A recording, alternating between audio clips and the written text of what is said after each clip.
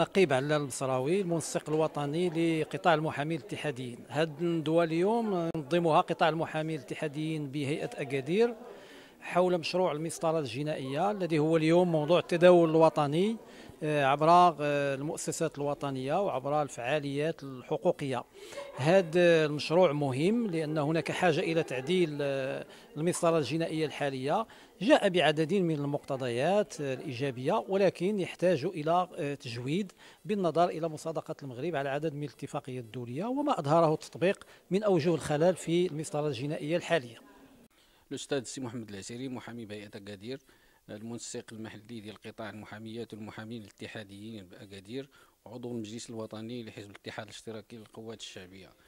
اليوم تم تنظيم ندوة حول مشروع قانون المسطرة الجنائية اللي كتجي هذه الندوة اللي كتجي في إطار واحد البرنامج رمضاني سطراتو الكتاب يعني التنسيقية الوطنية للمحاميات والمحامين الاتحاديين. موضوع هذه الندوة يعني كان هو مشروع قانون المسطرة الجنائية، أي الضمانات. هذا السؤال اللي حاولوا المتدخلين يعني والحضور أنهم يجاوبوا عليه، واللي خلصوا في النهاية أن مشروع قانون المسطرة الجنائية فيه إيجابيات عديدة وكذلك مجموعة من النواقص التي لا بد أنه يتم التدارك ديالها. وبهذا يعني كندعيو وزارة العدل صاحبة المشروع أنها يعني تأخذ بعين الاعتبار هاد المقترحات وهاد التعديلات اللي كتطرح في هاد الندوة. مبادرة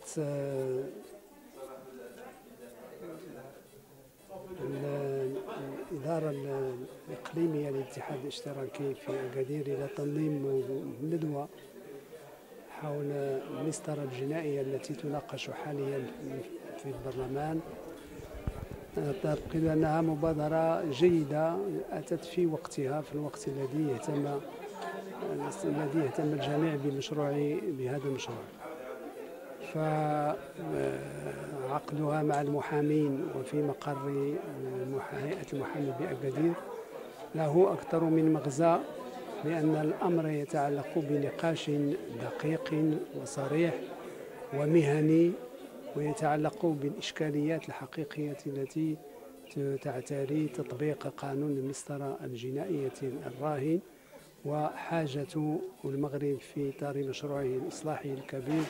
هذا القانون كان موضوع عدة ندوات وعدة لقاءات، وبالفعل من خلال المناقشة ومن خلال العروض المقدمة كانت هناك يعني مناقشة عميقة وإثارة إشكاليات الحقيقية التي يعيش منها قطاع العدالة الجنائية في بلادنا، بحيث أن هناك قناعة بأن المحاكمة العادلة رغم التحسن الحاصل في ظل قانون المسطرة الجنائية لسنة 2002 الذي يطبق حاليا خطى خطوة، ولكن التجربة بانت بأن هناك نقائص كثيرة وبأن هناك حاجة إلى المزيد من الانفتاح وتوسيع دور العدالة الجنائية حتى يكون لا أقول مطابقا تماما للمواثيق الدولية والعدالة الجنائية المطلوبة، ولكنها خطوة إيجابية وخطوة إضافية نحو ما هو أحسن في المستقبل.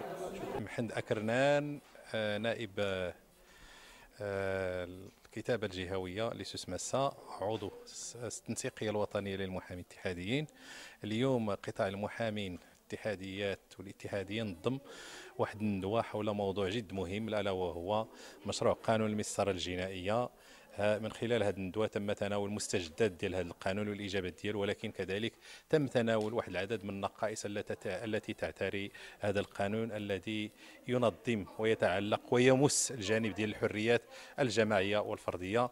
وكان هذا النقاش من خلال المداخلات اللي تقدمها كل من الاستاذ نقيب وعمول الاستاذ علال البصراوي، وخلالها كما قلت انه كان المتدخلين اللي شاركوا في هذه الندوه واللي برزوا واحد العدد من النقائص اللي هذا القانون يعني اغفلها، واللي لا بد انه وما دام انه ما زال في فتره المناقشه امام لجنه العدل والتشريع في البرلمان، انه لا بد ان هذه المقترحات تقدم للحزب على اساس انه يقدمها الفريق ديالو ويعرضها على انظار مجلس النواب والدفاع عن الاخذ بها، لانها تتعلق بواحد المجال اللي هو كيتعلق كما قلت بالحريات الفرديه والجماعيه.